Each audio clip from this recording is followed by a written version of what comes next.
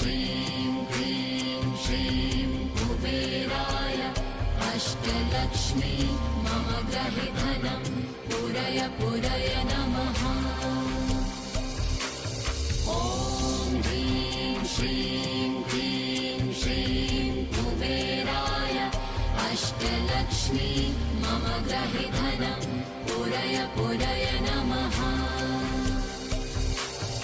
ॐ ह्रीं श्रीं ह्रीं श्रीं कुबेराय अष्टलक्ष्मी मम गृहे धनं पूरय पूरय नमः।